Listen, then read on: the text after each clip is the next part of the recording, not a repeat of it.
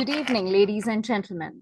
On behalf of Department of Languages, English Division, I, Dr. Shilpi Agarwal, warmly welcome you to the day one of our 8-day faculty development program on digital humanities, bridging traditions and technologies in liberal arts. Your participation in this event is crucial to its success, and we are elated to have you with us. Before we commence today's session, please allow me to emphasize a few essential guidelines for the duration of this FDP. Please keep your audio and video off to maintain clarity throughout the session. We request your presence for the entire duration of the session. You may post your questions, comments, and insights in the chat box. A feedback form will be shared in the chat box at the end of each session.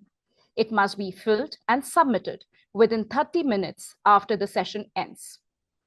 Please note that certificates will not be issued if feedback form is not filled for each session. E-certificates of participation will be emailed within 10 days after the FDP concludes. Thank you for your attention. Dear participants, I take immense pride in introducing JAIN deemed to be university. The university is dedicated to fostering human development through excellence in quality education, research, entrepreneurship, and sports. It is deeply rooted in ethical values and promotes integrity, environmental consciousness, sustainable development, and a scientific temper. The university has been accredited with A++ with a CGPA of 3.71 out of 4 by the NAC, leading to the status of Category 1 university with full autonomy by the UGC, and ranked 65th by the National Institute of Ranking Framework, Ministry of HRD. It is ranked 5th among the top private universities in India by India Today 2023. The university is also an ISO 9001-2015 certified for quality management by TUV North. It is a member of Association of Universities of Asia and the Pacific. It has been awarded 5 stars in Young University category in Karnataka by KSurf Eye Care Ratings. The university hosted Khelo India in 2021 and won the overall championship. In Khelo India 2023, it secured the first runner-up position. The university also hosted the AIU Youth Fest in 2022. Next, I would like to spotlight the Department of Languages at JAIN deemed to be university, which offers a variety of undergraduate and postgraduate programs along with multiple open electives.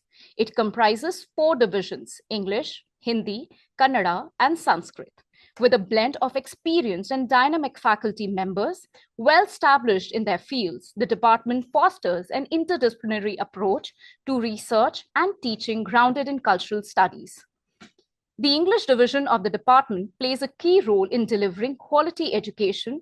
It aims at the holistic development of its students with a strong emphasis on interdisciplinary research and teaching. The division provides courses that enable students to cultivate essential life skills such as effective communication, critical thinking, and research. Additionally, the division is equipped to conduct independent research and organizes conferences, seminars, and faculty development programs to promote continuous academic growth. Technology is reshaping every aspect of our life. In today's rapidly changing world, this FDP on digital humanities offers an exciting opportunity to explore how digital tools can transform research and teaching in arts, humanities, and social sciences. Over the next 8 days, we will explore how these tools can bridge the gap between traditional academic practices and modern technological advancements. We have an interesting lineup of speakers, and we hope you are as eager as we are to embark on this journey. Before we begin, I request the FDP convener, Dr. Yashaswini M., Deputy Director, IQAC, Associate Professor in English and Research Guide, to address our participants. Over to you, ma'am. Thank you, Dr. Shilpi. Good evening, everyone. I deem it a privilege to welcome the August gathering to the 8-day faculty development program on digital humanities, bridging traditions, and technologies in liberal arts, organized by English Division, Department of Languages, JAIN deemed to be university. At the outset, I would take this opportunity to welcome our speakers of the day, Dr. Richa Srishti, Associate Professor, Christ deemed to be University, Lavasa, and Ms. Neeti Saxena, Senior Manager, Digital Library, South Asia, British Council. I also take this opportunity to welcome all the principal officers of JAIN deemed to be university. I also welcome Dr. Rajani Jairam, Head, Department of Languages, JAIN deemed to be university. I take this opportunity to welcome all the heads, coordinators, delegates, my colleagues, and my dear students to this faculty development program. The faculty development program was designed to provide the teaching and learning community with essential skills and insights into digital humanities in response to the rapid technological advancements shaping today's world, as Dr. Shilpi rightly mentioned it. The changes we are experiencing now, especially in how Gen Z and Gen Alpha engage with technology, are significantly different from those of a decade ago. I hope everybody agrees to this point here. Historically, the humanities and social sciences have focused more on human experiences, often downplaying the role of technology. However, the pandemic and the growing influence of artificial intelligence have underscored the crucial importance of technology. This shift has created a need to integrate with humanities, leading to the emergence of digital humanities. Digital humanities aims to merge technological tools with the study of human culture, providing new methods for analysis, research, and education. This approach bridges the gap between traditional scholarship and modern technological practices and modern digital practices, enabling a deeper understanding of human experiences in a technology-driven world. In embracing digital humanities, we not only enhance our teaching and research practices, but also prepare ourselves and future generations to navigate and shape a world where technology and human experience are linked. Welcome once again to this transformative journey. Over to Dr. Shilpi. Thank you, ma'am, for such an edifying address. I am privileged to introduce our first speaker for today, Dr. Richa Srishti, who will illuminate us on the topic 21st Century Pedagogy, Integrating Digital Humanities in India. Dr. Richa Srishti heads the Department of Languages at Christ deemed to be University, Pune Lavasa campus, where she leads a dynamic team of dedicated and highly qualified faculty members. With over 16 years of experience in higher education industry, her expertise spans lecturing, curriculum development, research, teaching, mentoring, and guiding students. She holds an MPhil and a PhD in linguistics from Jawaharlal Nehru University, New Delhi, specializing in Chomskyan, syntax interface, and syntactic semantic aspects of language. With multiple research papers featured in esteemed journals and books, her areas of interest cover diverse topics such as theoretical linguistics, natural language processing, English language teaching, gender and cinema, psychoanalysis, and digital humanities. Her passion lies in advancing and understanding and appreciating of digital humanities, literature, and language among students, scholars, and the wider community, with an objective to empower the next generation of thinkers and researchers in these fields. She always seeks to collaborate with like-minded individuals and institutions to further their collective knowledge and impact. Dr. Richa and her team have been instrumental in establishing the MA English Digital Humanities program for first time in India. We welcome you, ma'am. Dear participants, please note that we will take up all your questions at the end of the session. Kindly post them in the chat box. Over to you, Dr. Richa. Thank you. Can you hear me, Dr. Shilpi? Yes, ma'am, we can hear you. Okay. My presentation is visible to all of you? Yes, ma'am. Yes. Just a moment, ma'am. Yes. Slide share.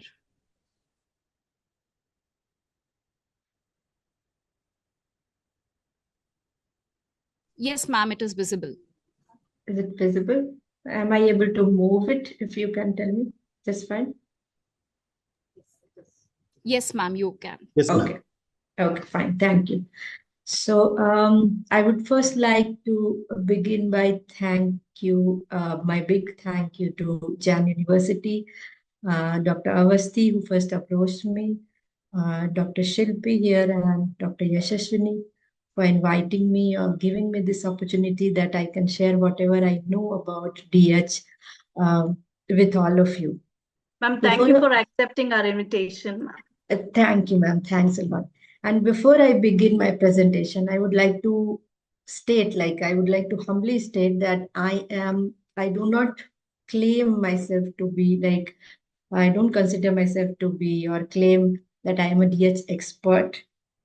But yes, I am a person who started DH here in Christ University, and I had an inkling to learn more about what it is and to look at humanities from the perspective of digital.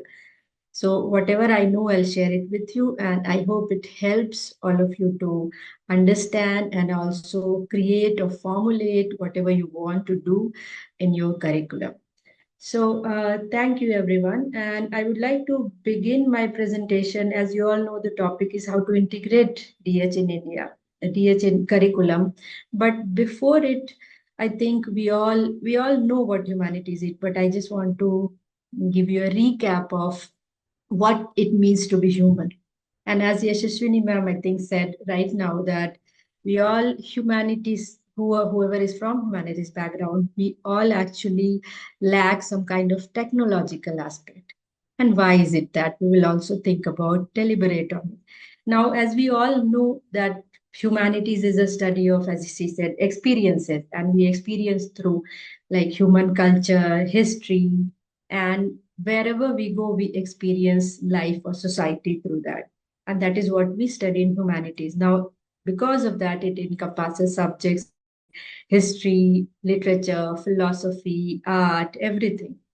Now, something has changed in these years, and we can focus it on technology because now being human means when we interact with technology or technology interacts with us, that also has changed the way how we experience the world or how humans experience. So if we agree on it that our experience has changed, so we have to agree on it that maybe humanity's scope has to also change.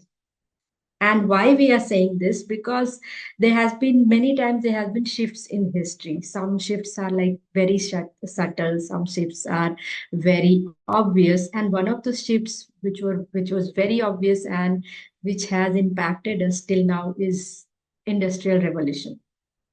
And it helps us connect humans with technology, any kind of technology, be it machines, just the powerful machines, or be it like intelligent machines like computers. So if it has changed the way how we think, why shouldn't humanities change? And because technology has empowered us with, there has to be some change in the form of the questions we are asking. Though the questions are traditional, but maybe the lens has changed, the perspective has changed, so that we have to take care of it while we are thinking about integrating DH in our curriculum or whatever way teaching learning holistically. I think I can say not just curriculum, but how we teach and how we learn and what do we integrate in the curriculum.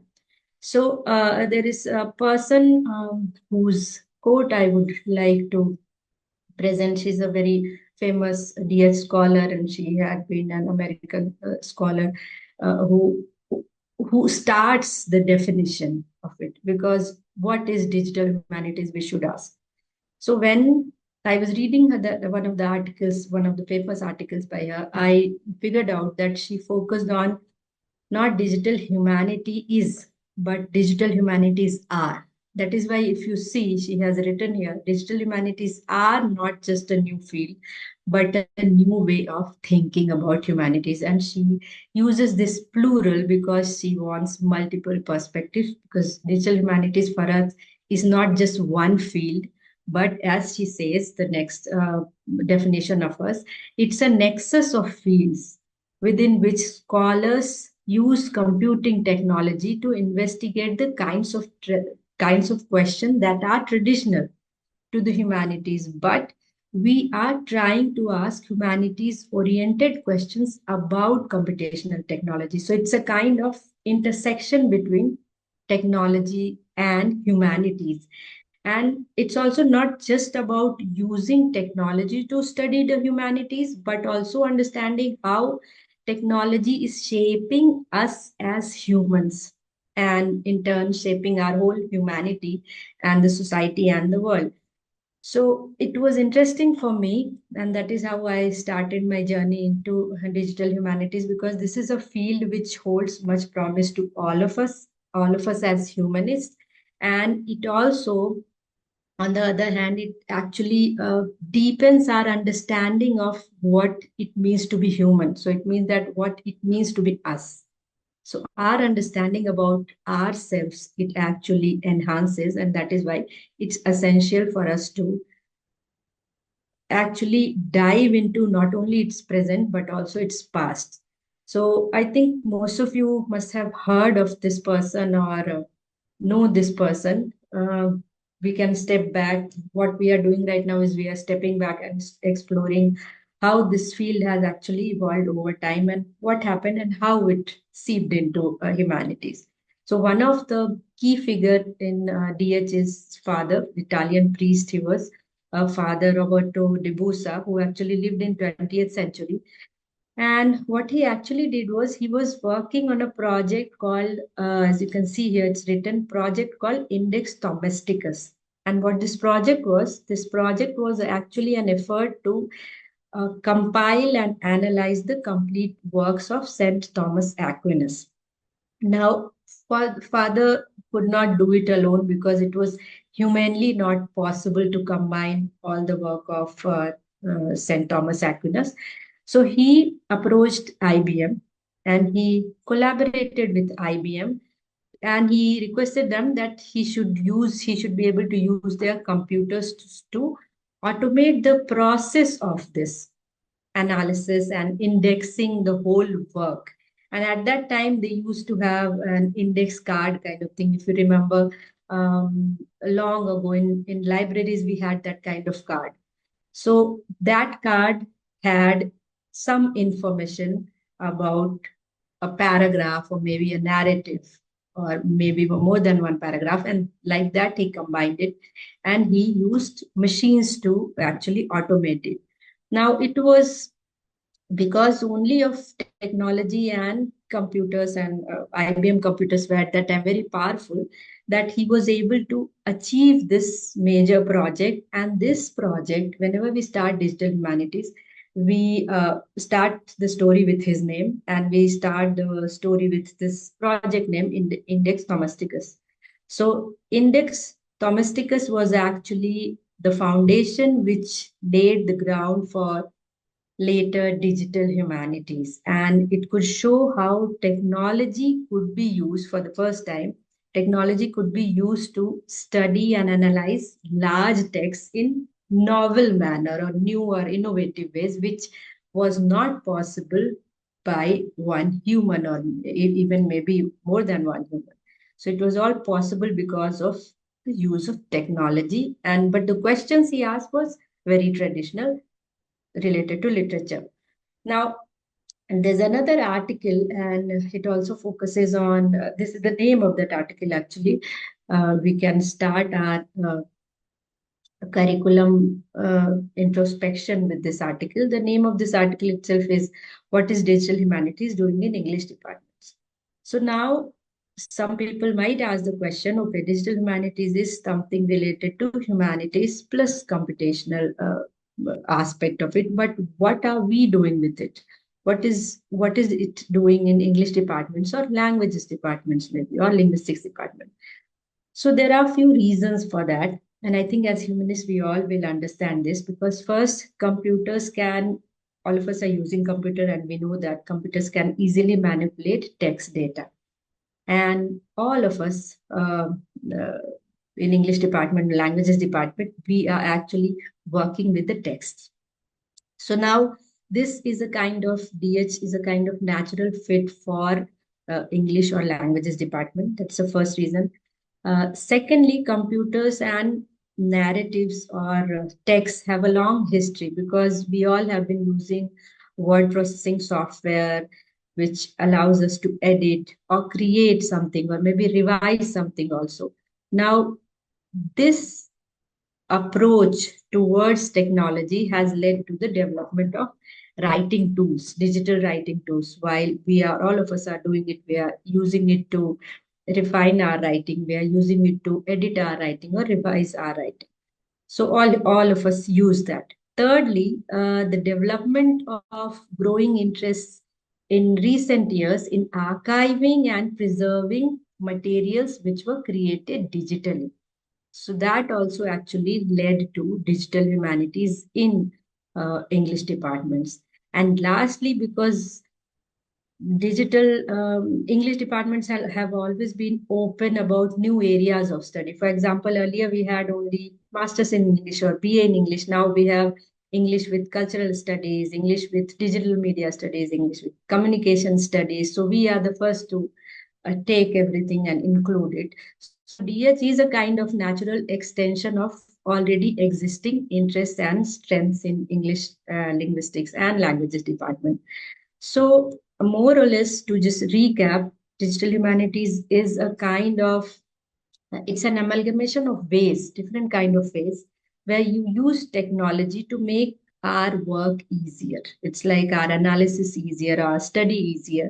And we all use tools, simple tools also like Word or use online platforms. We can also use different kind of complex tools also, which I'll show you later, a few tools which we can use for text analysis.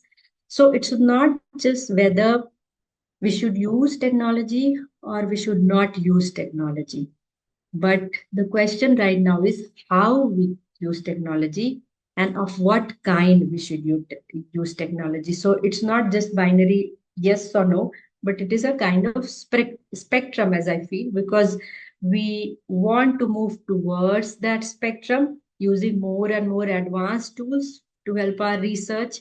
And it's also about how we work together and share our knowledge. So, as the previous slide also showed, that it's a nexus of fields, it's a nexus of different kinds of fields. So, it means that if I know something, if the other person can help me with that, we all can collaborate, work together, learn from each other, share what we are good at, and not just be there to question these are the old ways or these are the new ways, but collaborate and start doing some work together. Now, this was more or less a bit of it, just a slice of digital humanities, what it is and what is doing in English departments. Now, we have to also move towards what about its origin in India. And because we are talking about, we will be talking about Indian context. Now, digital humanities is India in itself has a very fascinating history. Earlier, it was not referred to as digital humanities, but there were and there are right now also some kind of projects which had been underway for some times. We will look at some of the projects. One of the interesting project was Project Madurai, which was complete list of they had an archive of classical Tamil literature, and according to author, according to genre, they have properly put it there, archived it. So this was the first earlier projects. Then second project, which was interesting for me, I was looking at it. It's called Dalit Camera because this is a kind of initiative by this non-profit organization. Like the name of the organization is Dalit Camera. And after this, in 2021, I think there was a conference at Presidency University in Calcutta, which actually marked the beginning of its recognition in the academic circles, because many scholars from abroad came and they actually collaborated and shared what they know about digital humanities. And since 2012, this conference, DH has actually transformed our approach to how we archive, how we teach, how we research, how we analyze. So 2012 was the beginning of it. Now, there's another interesting few projects I'll show so that we know how it is relevant to preserve our culture, because India is a country which is very different from other countries. So there's another work which is very important. This project is called Vichitra. This is a digital collection of all of Rabindranath Tagore's work in both Bengali and in English, and it's funded by Ministry of Culture. It is built by Jadavpur University. Now, it is very easily accessible through an inbuilt search engine. It can also collate, and there is a manuscript guide also. So, as you can see here, it has 47,520 scanned pages of Tagore manuscripts. So, this was a huge work which they actually did, and it's relevant. Now, the next relevant project was 1947 Partition Archive. It's an oral history project. It documented this partition, 1947 partition. It was founded by Gunita Bhalla. And this website has actually an interesting interactive map that represent migration patterns also they show. So at that time, whatever happened, whatever the pattern was, from where what kind of population moved and to which direction. So this was an effort to make something, uh, whatever unknown was there as history, they wanted to make it known, and that also in a patterned kind of way, interesting way. Recently, I came across this project, which I thought I should just present it here. This is a queer Muslim project, and it has Muslim narratives on social media. So it's a kind of double marginalization, if you can say, doubly marginalized people's project. It has, if you go through it, it has personally written essays, or they have pictures, and they also aim to address through this. It's a kind of digital advocacy, if you can say. So it aims to address whatever Islamophobia also people have, or queerophobia also people have. So DH can also be used by humanists as a kind of sort of digital advocacy. Now, why we are doing it and how we are doing it is also interesting, before we think or focus on what to integrate in our syllabus. Now, digital tools are at the center of it. So digital tools are enabling us to analyze vast amount of data. They can also help us identify language patterns and work with many languages, because India is it's a multilingual country. We can't just focus on one language. So what it actually has done in India, that it has opened up many new avenues for humanities research, where we emphasize on collaboration and knowledge sharing. And I feel personally that more than other countries, I think the future of DH in India has much promise, because as we saw, as it is visible in all these interesting projects we saw. Now, these projects help us understand what is the relevance of technology, not just to analyze text, but how is it important to preserve our cultural heritage, because India is such a diverse country, different kinds of cultures, and it's also important for us to ensure that we should not lose this historical wealth. So through the tools, we can analyze historical trends or patterns in just a second. So if you can see on this slide, I have just put something called Ngram. This is an example of Google Anagram. Now, it actually analyzes different kinds of patterns, what is present in the narrative or whatever text we are giving. So we just wanted to, this was one of the assignments I had given to my students, that in American English from 1800 to 2022, the books, they wanted to check how frequent these words are used, like homosexual or gay or sexuality. And they found a pattern and they tried to analyze this pattern via representation, and it was interesting. So we can actually achieve something which was impossible with the help of technology. For example, for us humanists or people from literature studies, actually it's possible for us to compare and contrast all of Shakespeare's work with those of maybe any other author. For example, Kalidasa we can use. So we can actually compare and contrast. And it also helps us create, or it provides us some kind of valuable insights into the literary style of those authors. We all have, I think, all of us have used machine translation softwares also. What it does is it makes our text more accessible to a broader audience. And it helps us learn also a new language in a different manner. So learners also, it is very important that we should use some kind of tools to help them understand. So integrating those kind of tools in our teaching and learning both. So there's another, I was talking about interactive map. This is one of the sites which I could figure out that this interactive maps is one of the aspects of digital humanities in literary studies, because interactive maps, as we saw in 1947 Partition Archive also, it offers an engaging way to visualize information. And as ma'am was also saying, Yashashwini ma'am, that Gen Alpha and Gen Z, we are trying to attract when we are teaching. So rather than just giving the information in a very boring manner, if we use our interactive map, or the students are able to use interactive maps, it will be easier for them to at least register it or recall it later. They can do it easily. Now, this was also one of the interesting things which I wanted to share. Sorry that this is a PPT, I can't click it, but if you can check later, write somewhere this site, and you should be able to do it.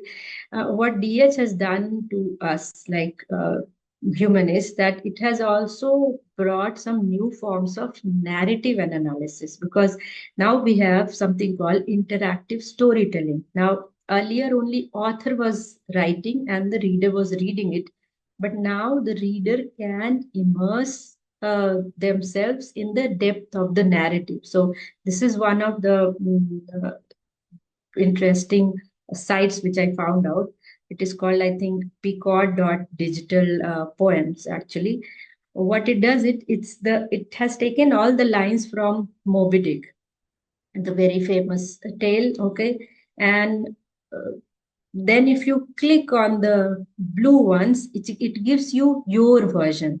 So the only difference is that this version kind of thing gives you or the reader a choice how to proceed with the plot. So you have the agency. As the reader, you have an agency, and you will actually like it when we are students, actually like it when we are trying to tell them about the story. And if they are immersed and they are taking control, or they have the control to some extent, they actually will learn better. So this was also an interesting site.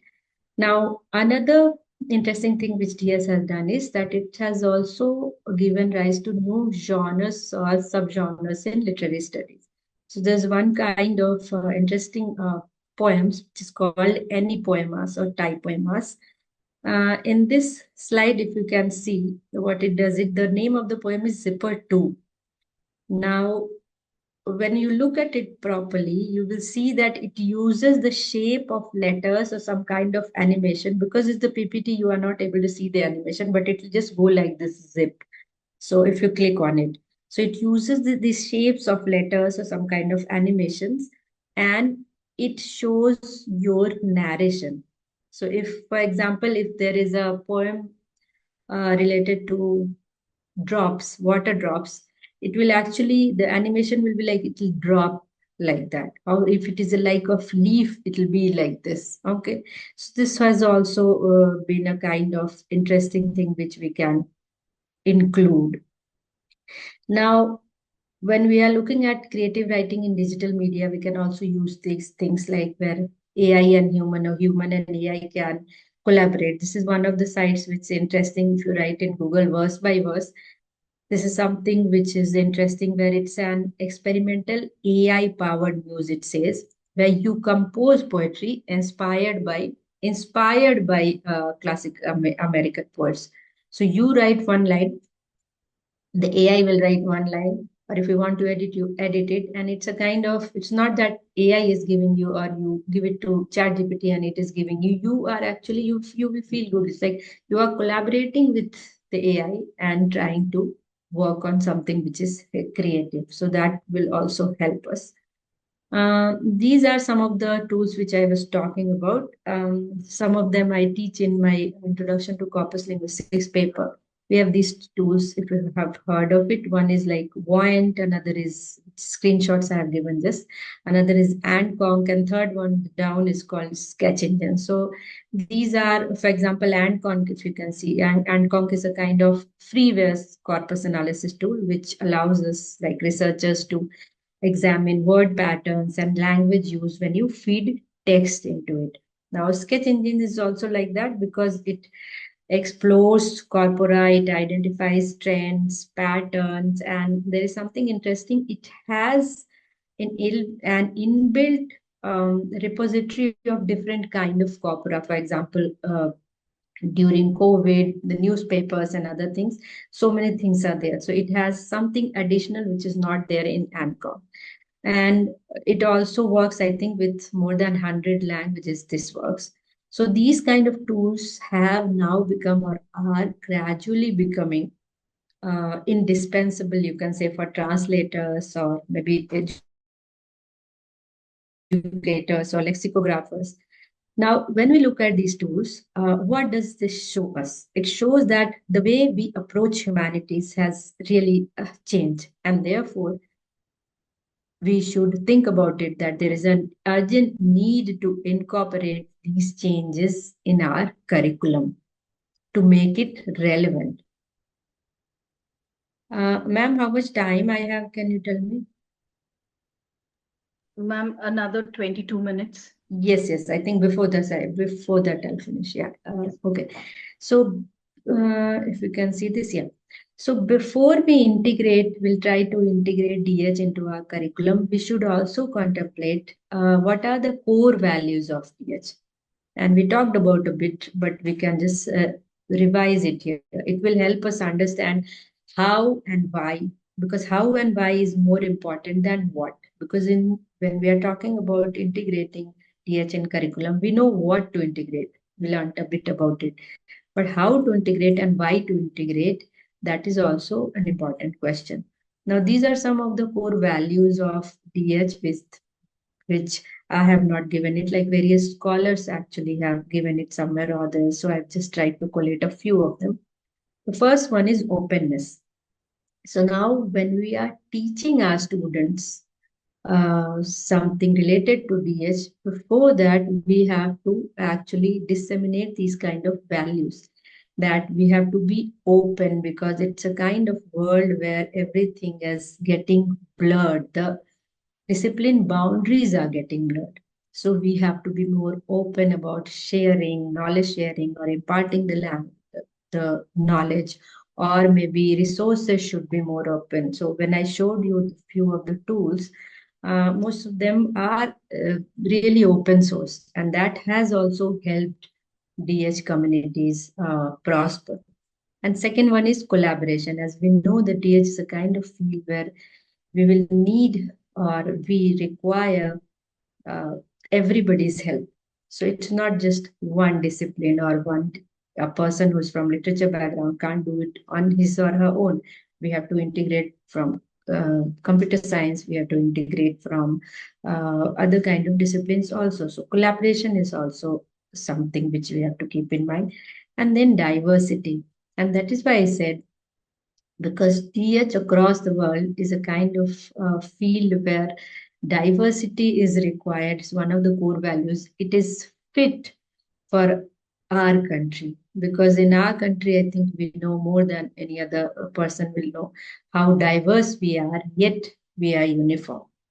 And next comes experimentation, because it's something where we are using, it's a kind of amalgamation of many fields.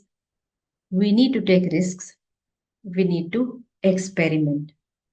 So, with these values in mind, we'll try to move into something related to how to integrate DH into curriculum of English departments and other humanities discipline. So I have just put it in the slide. Some of the papers which we all, I think these are some of the traditional papers, traditional UG and PG program. If we have for English or languages, we'll find papers like history of language and literature, literary criticism, linguistics, creative writing, mythology. Now, how should we integrate DH and where should we integrate so that we are making our papers relevant? Now, first, one a few examples I'll give, and then we can maybe talk about it later. For example, if it is history of English language and literature, what we can add is we teach them anyway language evolution and literature evolution. We are teaching them normally, traditionally. But what we can add is while teaching, we should visualize these language evolutions using our DS methods. Maybe in linguistics, traditional linguistics, we can add corpus linguistics, and we can use those tools so that they are able to analyze patterns or variations or whatever their questions are using those tools. Even I think in literary criticism, it's a very heavy paper, but even in literary criticism, we can employ some of the DH techniques of maybe distant reading or computational literary analysis we can do so that the student is interested in that. For Indian literature also, we can use the texts which have been digitalized maybe, or we can use those texts which are born digital also. So we can use those resources also, we can use the text, we can use some archiving techniques also to do something related to our regional language, regional culture, or any of the Indian languages. Similarly, for American Canadian literature, maybe we can explore those kind of things which we just traditionally read using some kind of visualization. So we should explore those things using visualization so that the students' interest actually remains there in the classroom or outside the classroom. They can just explore. Now, for Shakespeare, so many things have been done actually. So many digital tools have been used to study Shakespeare's work also. In ELT also, we can incorporate English language teaching, which is a very common paper, that we can incorporate some online resources, or we can integrate in our teaching learning something related to digital humanities, the methods and techniques, so that the students are able to understand it better. Creative writing and mythology is a very interesting thing, because now, as I talked about digital storytelling and so many creative projects we just observed using interactive platforms, that is easier to use, so we can use. Now, something else I had written at the end, and I have put it in the bold. Why? Because programming is something in our second semester also, here in the syllabus we have integrated. There's a paper called programming for digital humanities. Now, why is it important? Because we all know when we are dealing with data, huge amount of data, as humanists, we should be an expert in at least basic also, not an expert, maybe we should be, but basic programming or coding skills, all of us should know, because it's becoming very crucial for humanities students. Why? Because it will enable us and the students as well as the faculty to navigate through many things which we were not able to navigate earlier. For example, digital archiving or data visualization. If we are trying to create the tools, also we can do it. Or we are trying to create the digital editions of the text, that also we can do. So we should learn programming, and that is why we should integrate programming as one of the main things in uh, curriculum design when we are starting. Now, we'll just come to the end of this presentation, where I would like to focus on a few issues also, because we are all very enthusiastic, passionate about it. Now, while DH methods have many benefits, but there are some challenges also we should consider, and in a country like India. Now, these challenges, I would just like to note that I'd just like to point out that these are not necessarily due to DH itself, but it is because of a broader impact of technology. And that has happened not only in India, in other countries also. For instance, um, there, mm, there can be a digital divide, or there is a kind of limited access to digital tools and resources. This is a kind of issue that affects many areas of life. Maybe in rural India, it actually affects.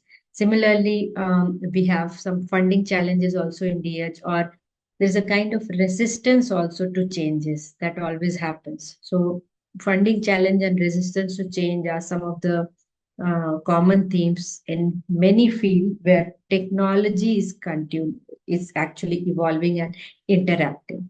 So while DH may present some of the challenges, it's important for us to recognize it, because this can be often symptoms of a larger technological shift that might happen later, rather than just inherent drawbacks. But we have to keep those things in our minds. So I think more or less I have covered my topic. If there is any questions or anything, we can have. So teaching, learning, mostly if anybody has just 2 minutes, I'll take just 2 minutes. I'll just maybe I can end that. And we are talking about teaching, learning. All of us, I am not saying anything, but this is a question for you.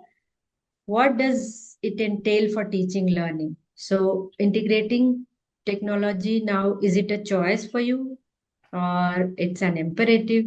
And as humanities scholars and faculty, what is your responsibility towards a larger contribution which you are going to do? So if we can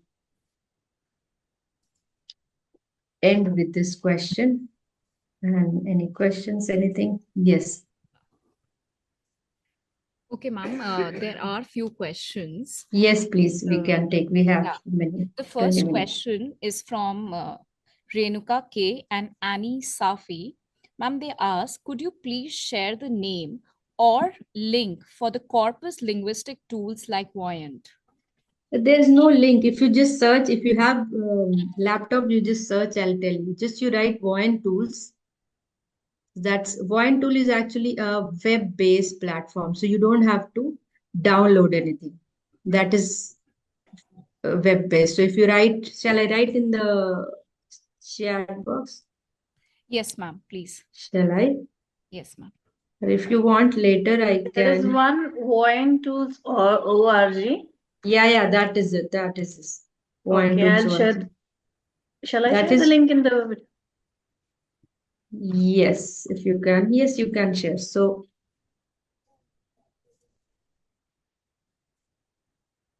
that's another interesting question at the end. Yeah. And ma'am asks, like, Wait, somebody is asking me. I'm just writing. Antconk also. Lawrence Anthony's Antconk. If you write in Google, it has a complete site. It has videos also for that. Yeah. And third one, I will write Sketch Engine. That is also there. So these are at least 3 tools which I have used. My students are using. Yes. Yes. Next, anything? Any question? Yes. The next question is by Dr. Maithili Rao. And yeah, it is an interesting. Yeah. I can see that. I can see it. I'll answer this. Yes, ma'am. So Maithili Rao, just where is it? I could see that, and then. Shall I read it for you? Yes, please, if you can read. Isn't this a very urban-centric? It is.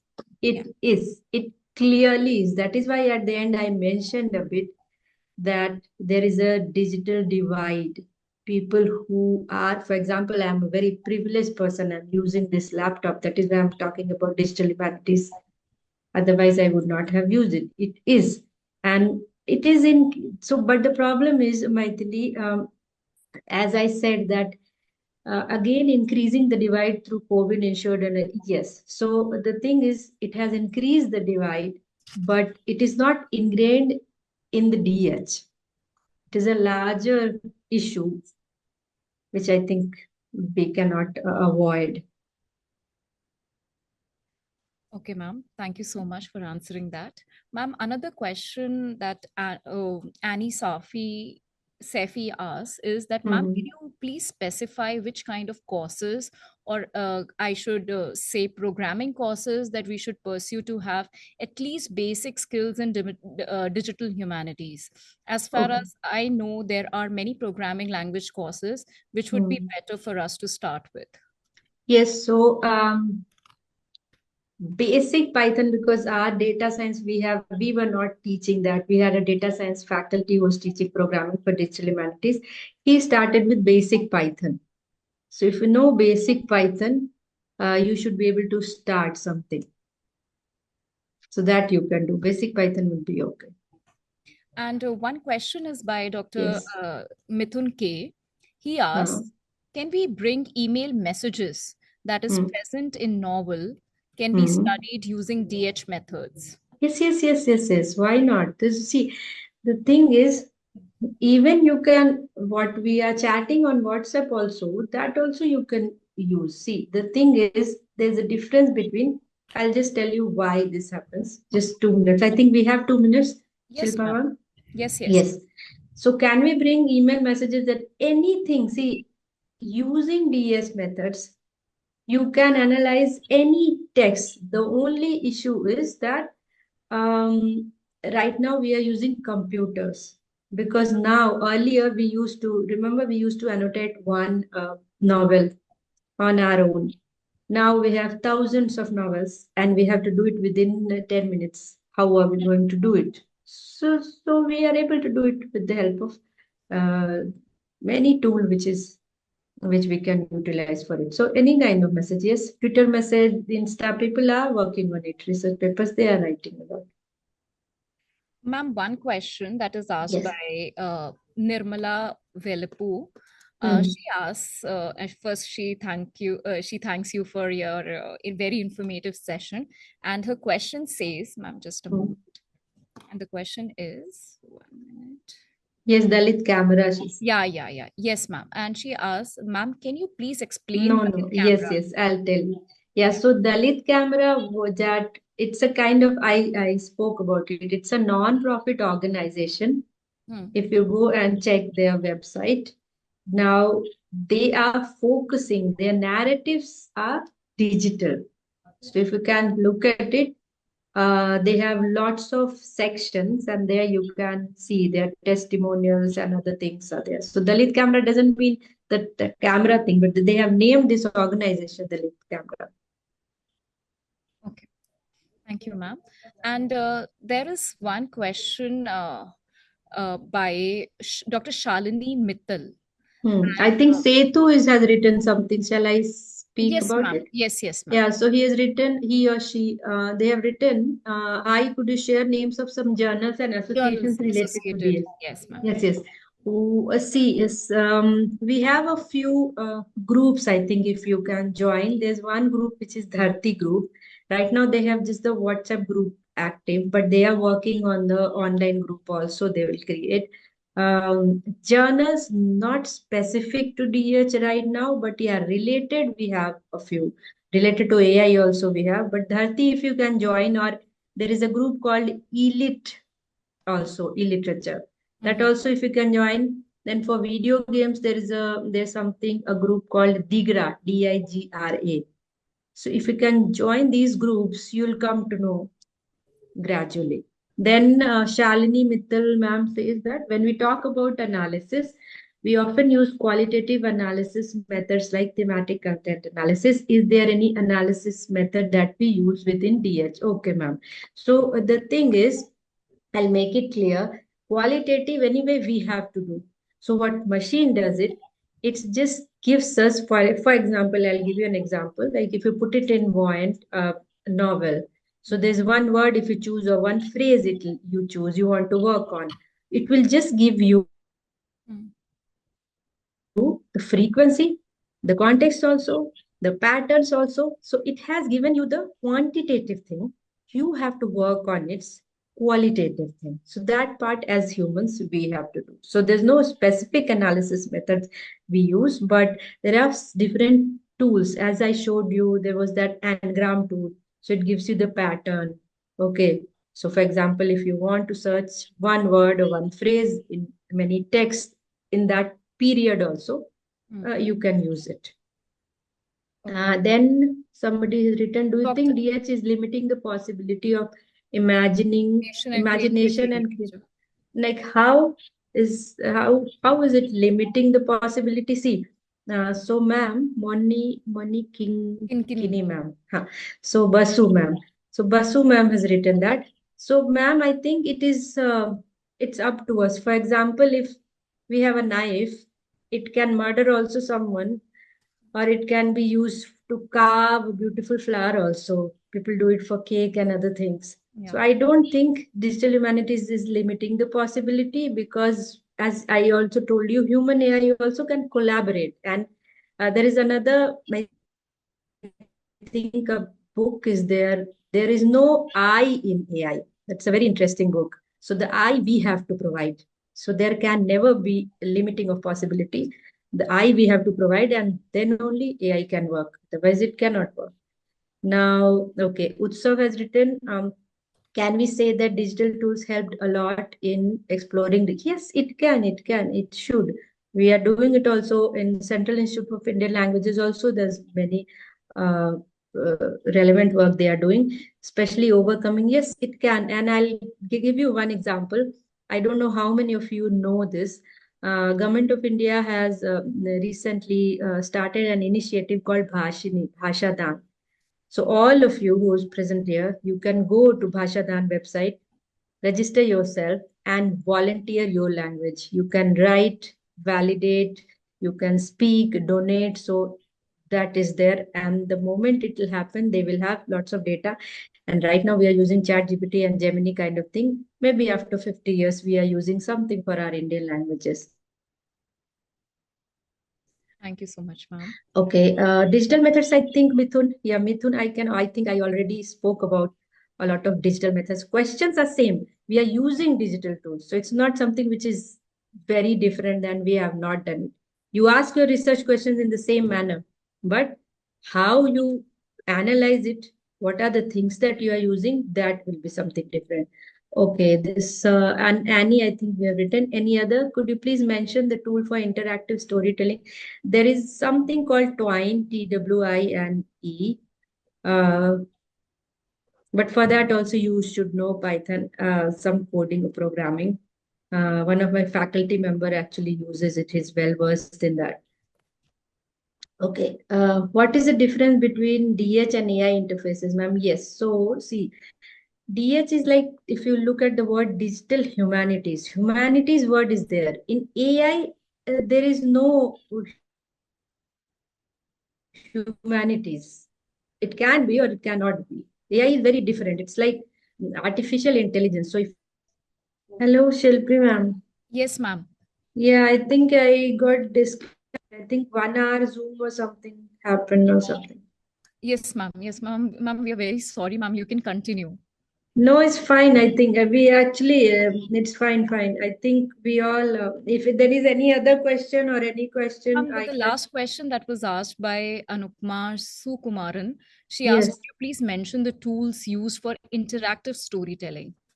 Yeah, I was That is saying Twine. there is a tool. Yeah, there is something called Twine, but you have to learn it. You have to know a bit of, not Python, but a bit of programming aptitude you should have. I think nothing else. Okay. Thank you so much, ma'am. Yeah, okay. Any other questions, anything, you may directly mail me, or maybe if somebody wants to have a discussion, very genuine, then you can give them my number. So it's fine. Sure. Okay. Yes. Thank Ma'am, you. could we share your PowerPoint presentation with the participants? Yes, I can share. I'll send it to Shilpi ma'am. Yes, ma'am. Yeah, sure, I will. No. Thank you so much. Yes, thank you, ma'am. Thank you. Thank you. Yes. This Shilpi? brings us to the end of our first session. On behalf of the organizing committee and the participants, I would like to extend our heartfelt thanks to Dr. Richa Srishti for the incredibly informative and engaging session today. Your deep insights have enriched our understanding and provided valuable knowledge, ma'am. Thank you once again for your much appreciated contribution to this FTP. We look forward to staying connected and learning more from you in future as well. Thank you so much, ma'am. Thank you. Dear participants, you can take a 5 minutes break, a short break before the next session starts. Please resume back after 5 minutes. Thank you. Kindly do not log out. Yeah, please don't log out. We will be sharing the feedback form for both the sessions after the second session ends. Thank you. I now take the opportunity to introduce our second speaker, Ms. Neeti Saxena, who will deliver a session on the British Council Digital Library. Ms. Saxena is a senior manager at the British Council's Digital Library in South Asia. With over 30 years of experience in library management and operations, she has been a key contributor to the British Council libraries. In her current role, she oversees the delivery of digital library services in 40 countries spanning South Asia, East Asia, Sub-Saharan Africa, Europe, and the Middle East.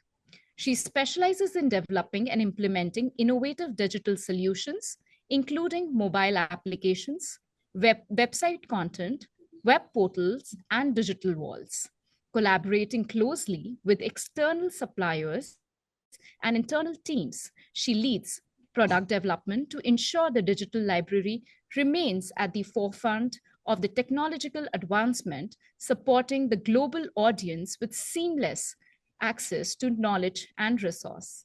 We welcome you, ma'am. Dear participants, please note that we will take up your questions at the end of the session. Kindly post them in the chat box. Over to you, Ms. Neeti. Hello. Hi. Good evening, everyone. Am I audible, Dr. Shilpi? You're audible. All right. Thank you. Thank you. So, good evening, everyone. I'm sorry for the hitch it took in the beginning. We all have been using Zoom in and out, but yes, it happened today. I'm so sorry for this delay in the session today. Right. So, as you know, we spoke about today's session. I am going to take you through the British Council Digital Library and its content. When the JAIN, when we started this discussion around, how we can contribute to the session today, it was about how libraries can help, and especially the digital libraries. We all have libraries in physical form. We do have libraries, in our universities and in our academic setup, in our institutions. But I think my focus today will be how we can take advantage of, basically taking you through the British Council Digital Library and its content. So just before I start, take you through, about the British Council. British Council is the UK's international organization for cultural relations and is present in 6 continents and in over 100 countries. We build relations, understanding, and trust between the UK and India for greater socio-economic impact through our work.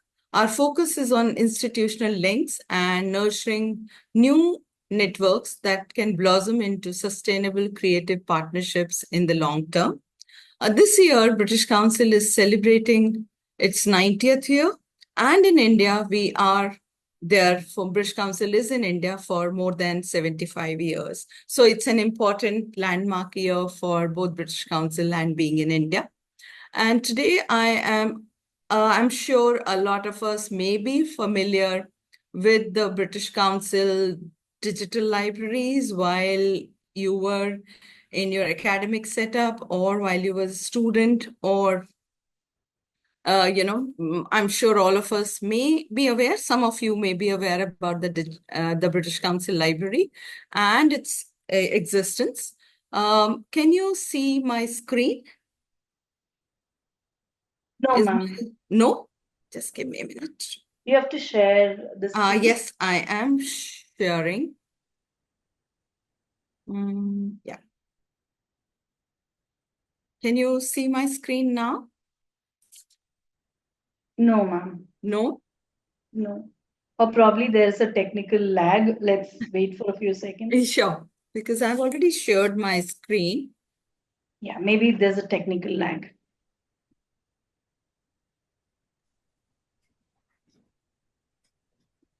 No? No. Still not? No. But you can continue to hear me. Ma'am, we can Yeah. hear you, but Yeah? yeah, Yeah. hear you. Yeah. Now Now it's there. Yeah. So Yes, we can see your screen, ma'am. you can see my screen. All right. Thank you. It's working. So every day, we are getting introduced to new technologies, and good to know that. All right. So as British Council, we do have 10 libraries in 10 cities across the Asia Pacific region. 3 of them are in India, in Delhi, Chennai, and Kolkata. And of course, as I said, our library spaces are just more than books. So we do a lot of interactive events, with our audience and members to speak through what we do and how we can encourage reading among the audience and how do we bring the right content to our audience. So this is the way physical spaces. Similarly, in digital spaces, we are present in more than 30 countries with more than 150,000 registered users. And as I said, British Council is available in more than 100 countries. Digital libraries is still in 30 countries, so we have a large space to go in and reach out. But and this digital library we introduced in this forum, in the current forum, around 3 years ago. And here we are talking about a library which is a mix of, which caters to the audience who are academic in nature, right from their undergraduate, postgraduate, and research students and academics. And in addition to that, we do have a collection which is, which caters to the leisure reading part, or, encouraging our overall, say, how do we interact, how do we encourage, how do we read, all those aspects. And so our audience are from 5 years to age is not the limit. This is the audience that we cater to. But for young children, we always advise, or a membership is for 18 years and above, where, under the parental guidance, children can use it.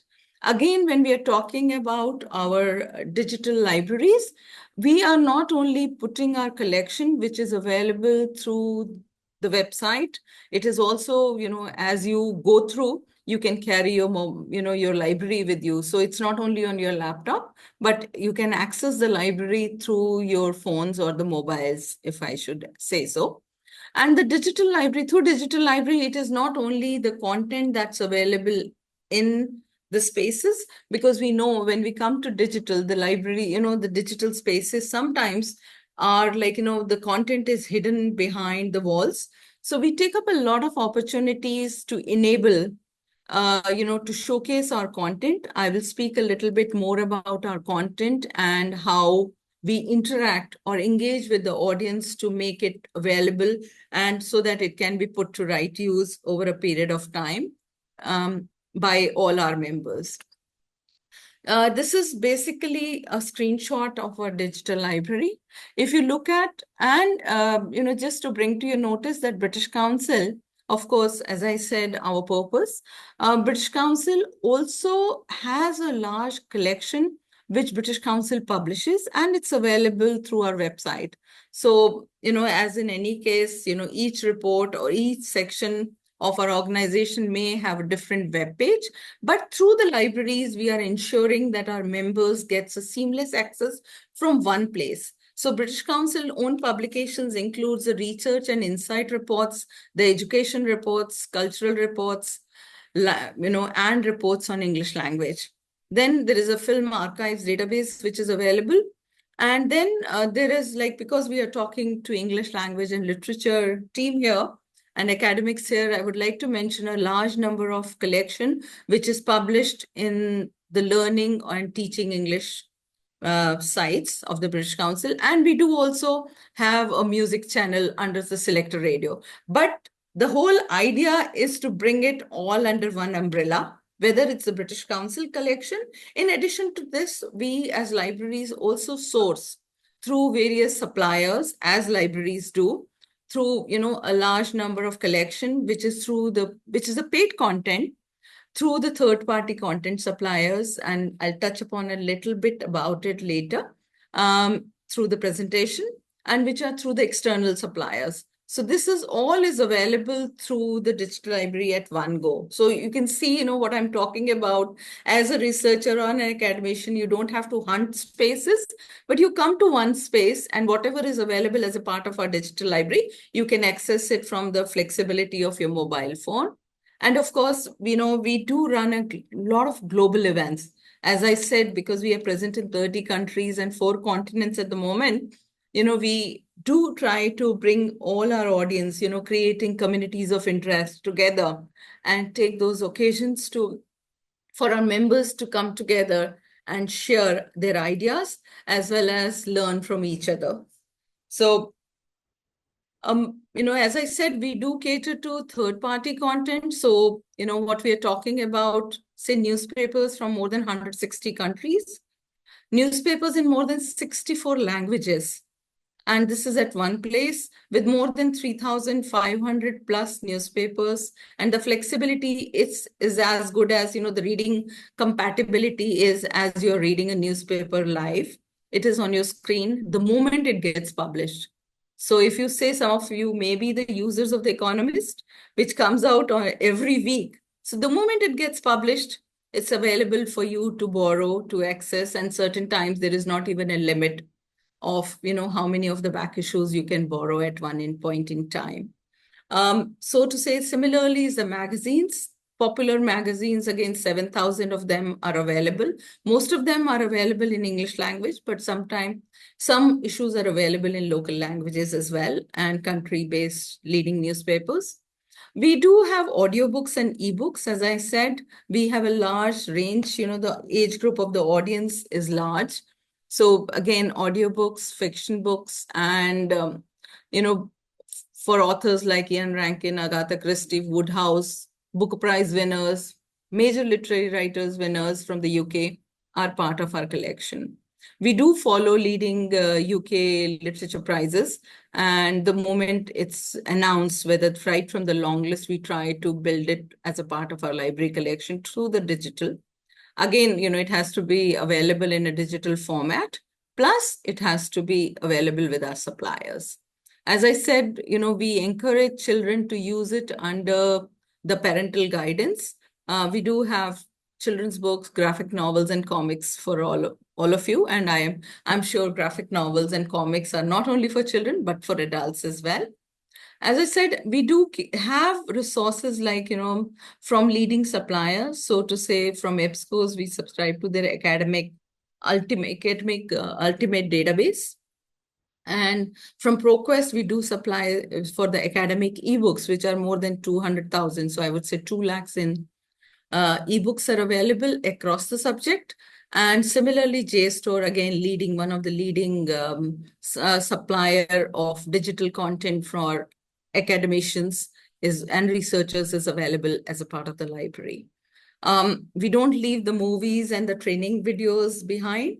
So movies are like feature films and full-length feature films. There are documentaries and there are training videos. Sometimes they are short videos, sometimes they're long videos, which individuals can use it for their self-development purposes.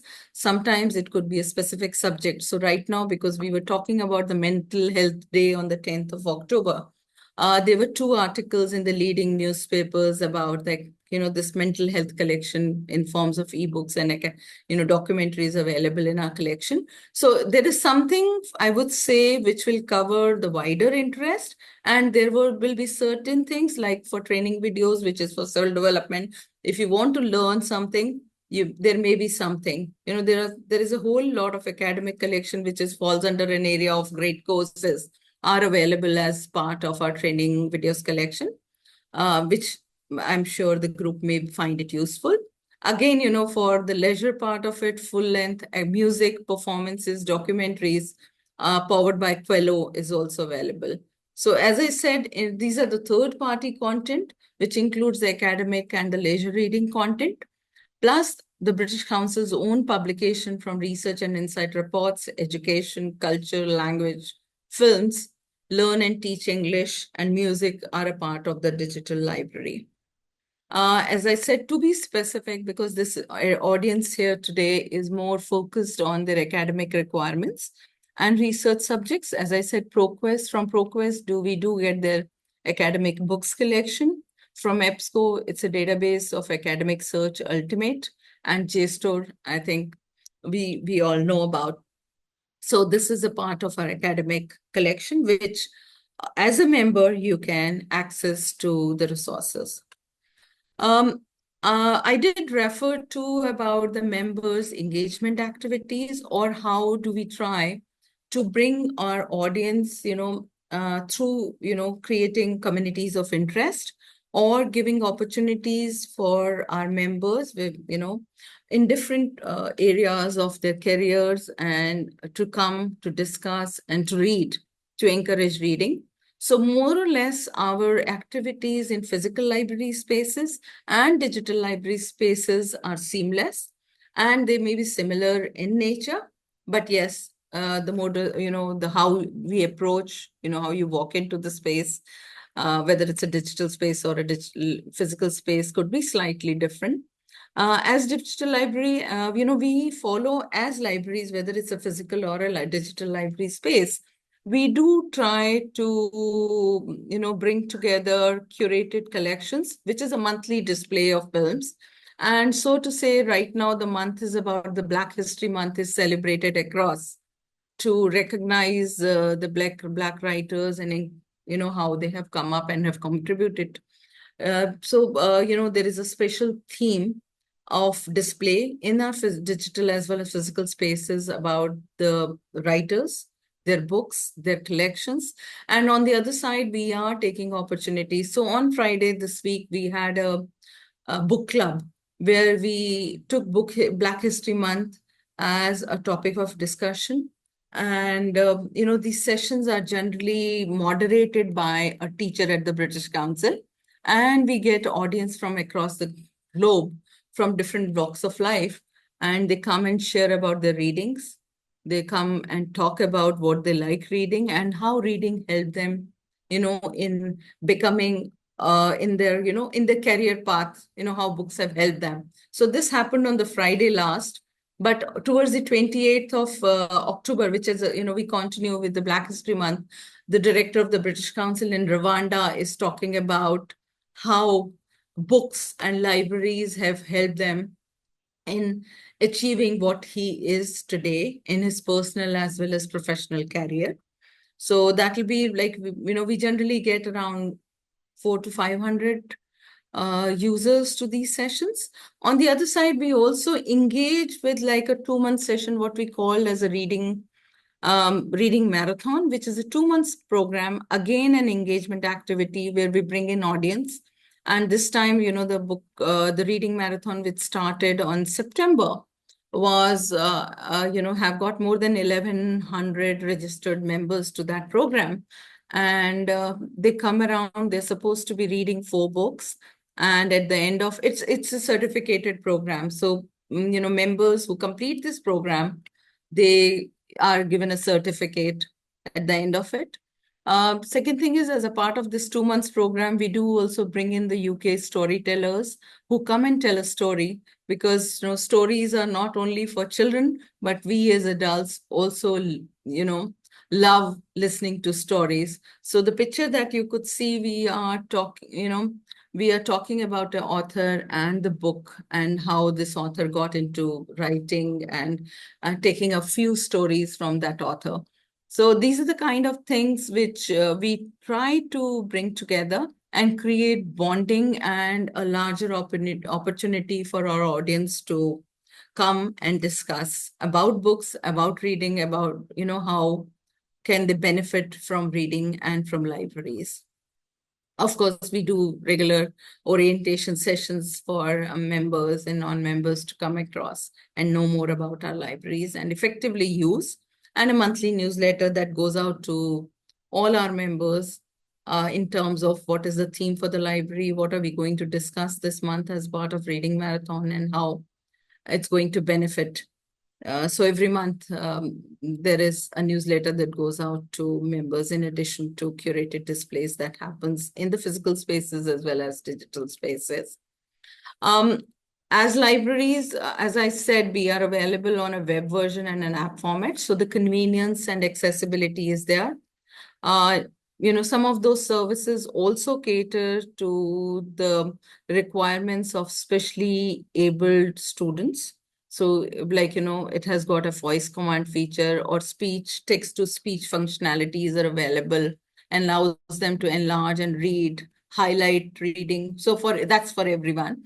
And ensure, when we work in a partner event, like an event like today, we ensure we are all aligned and try to ensure that our events are, evaluated. And we do work with the government and academic institutions to promote reading and to promote libraries. As I said, during this journey, if you have any difficulties, we do have Access Buddy features while using the library. There are commands which can help an individual to effectively use the service. Similarly, we do have, as a part of, I didn't touch upon it earlier, but a large or a vast pool of open access resources. Again, I would come back to, a Google search. If you do, you will find, thousands of results. But as, while as students or teachers, we get confused about what to read. But as part of the AI curate, if we have defined our requirements well in advance, the tool will populate the content that will come closer to your requirement instead of, putting everything as a part of your search. So yes, we are using those open access and AI tools in the libraries to help us refining our searches and come up with the results, which are of value to us or relevant for our kind of researches. Again, UI features which pops up the right content. And as I said on the top, it is always about movies of the month or the book of the month or the theme of the month or the films of the month, which will be popped up, and you will get, as a member, you will be informed about the resources. Again, all these about how we make the library, the digital library, because, there is no one across the counter who could help you. But yes, we try to create help tools which could help ease your journey. So trying to build a seamless journey for the benefit of all. As we said, we work with institutions. There are benefits. There are various kind of memberships which are available, which can benefit to. And any of you who is interested in looking at, using, trying to find out more, I will share an email address, which will be, which comes to the digital library email box. We will be happy to take you in details about the library and maybe take more about it. On the right-hand side, if you look at, we do have a digital library wall. I'll just show you one more towards the end, where we do install digital library walls. It's a wall which allows the students to go through more content, and some of it is open access content to download it on their mobile and use it at their convenience. So we do have around 50 walls across universities in various parts of the world. But just to mention it, we recently had a digital library wall installed at the Bangalore City University and, the Minister for Higher Education was, inaugurated the launch with the other dignitaries at the place. Any queries I would be happy to take in. And the general email address I have shown here, I can also put it on the chat for everyone's convenience. But if you have any specific queries that I could answer today, otherwise we can connect later. So my name is Neeti Saxena. Neeti Saxena at britishcouncil.org is my email address. But if you have a specific query from yourself or your institution for any requirements, we'll be happy to take the queries. Yeah. Sure, ma'am. Thank you so much. As we conclude the day one of our FDP, on behalf of the organizing committee and the participants, I would like to express our sincere gratitude to Ms. Neeti Saxena for delivering such an informative session on the British Council Digital Library. It has significantly deepened our understanding and provided us with the practical knowledge that we can readily apply in our work regarding the digital libraries. Ma'am, before you leave, we request all the participants to turn on their video for a group photo. Dr. Shilpi, before we start that, there are a few questions in the chat window. Yes, sure, ma'am. We'll take them. Ma'am, the first question is asked by Mithun K. And he asks, how British Council will help my research on refugee literature? All right. See, as I said, we do subscribe to some of the academic resources, and I'm sure our resources coming in from EBSCO, ProQuest, and JSTOR will have a large collection which would be available, as a user or as a member, but you need to sign up as a service. But if you need to find out what is available, like, a brief outline, I may not be able to share everything through this, but if you send a query to digitallibrary@britishcouncil.org, the email address I shared, I'm sure our team will be able to suggest, what's available in your subject area, and we can take it from there. Okay. Thank you, ma'am. So we will also personally share your contact details, not email ID. Yeah, the digital library one. Yeah. Yes. With all our participants so that they can, if they have any queries, questions, Sure. get in touch with you. So I request all the participants to please turn on their Dr. Shilpi, Dr. Meeramani has a query. Okay. Ma'am, okay, ma'am. I'll unmute you, ma'am. You can ask your question, Dr. Meera. Ma'am, you can unmute yourself. Good evening, ma'am. I'm Dr. Meeramani Librarian of JAIN, Dintobi University. Ma'am, can you explain more about the digital wall? Recently, you have organized one event at Bangalore University, Bangalore, right? Yes. Can you explain more about that digital wall? All right. So a digital library wall has, QR codes and some cover images.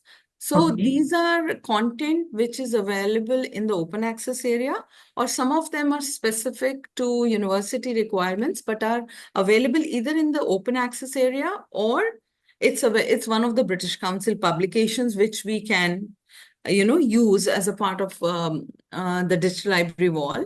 And it can be placed. So it's like, the smallest one that we had used is a 10 by 10 wall, which comes up in a prominent area at the university. So it talks about the content and the convenience. So one can, if either it's a student or a researcher, while they're going around, find something interesting, they can download the QR code and the content will be downloaded onto your mobile.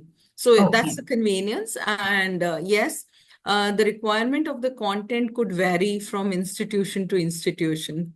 Yeah. Okay. So, should we have the institutional membership? Or, there are different things. As I said, we work in partnerships for setting up digital library walls. Meeramani, if you have a specific query, I am sure. I will contact you. I am typing in and sending this message, indialibraries@britishcouncil.org. And there is one more email address, which is digitallibrary@britishcouncil.org.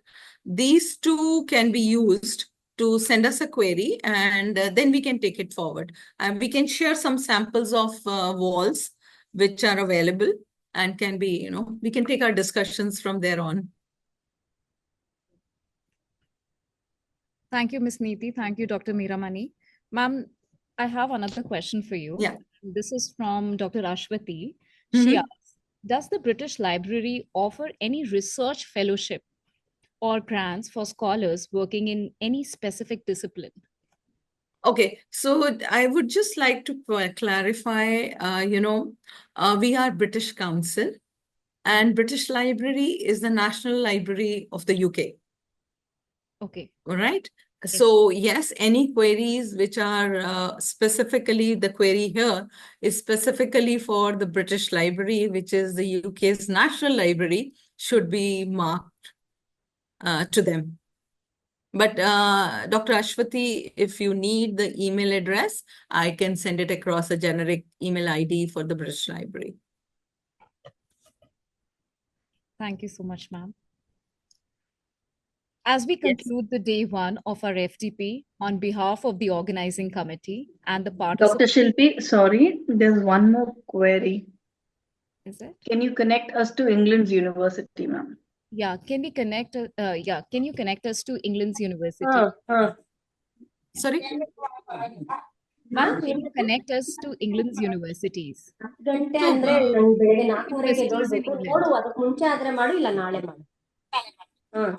Sorry for the disturbance, ma'am. Right. So can I request you, yes, British Council do deal in higher education and work in partnership with universities. And yes, there is a team which categorically represents the higher education and the universities. So if you send a query to indialibraries@britishcouncil.org, our team will be able to connect you with the right people. Okay, and for the research British Library, I can post it to Ashwati and she can maybe share it with the group. I don't have it right away, but may take a couple of minutes to just explore that email address. Yeah, for the British Library, yes. Sure, ma'am.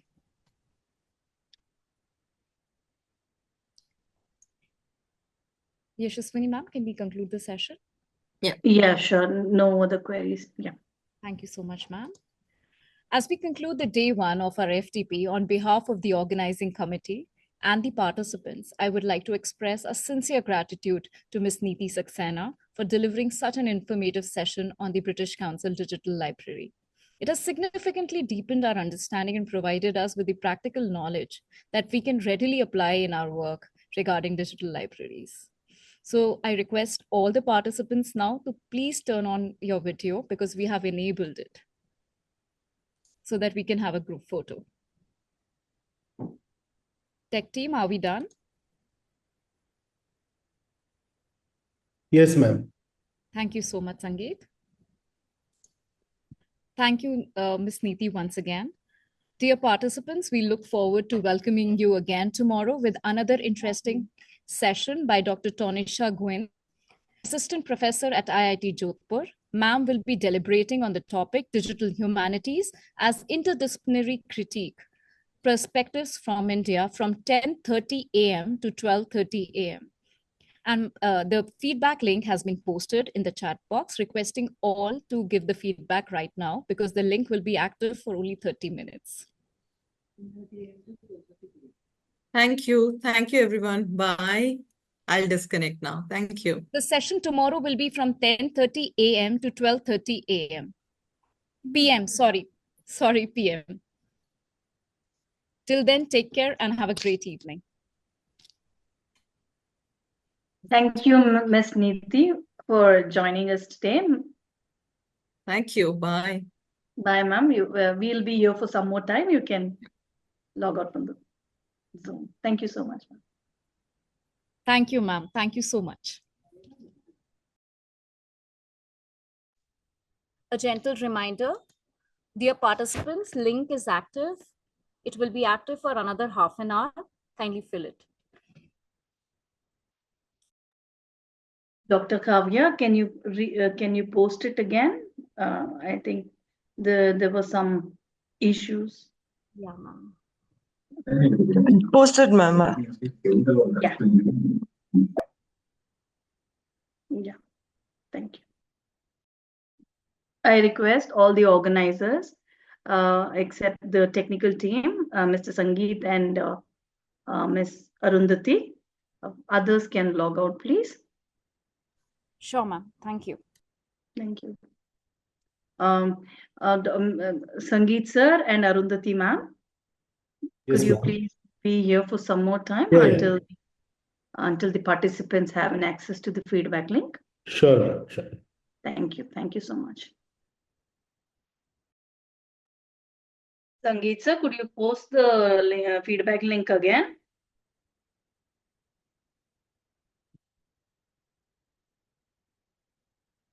Sangeet sir?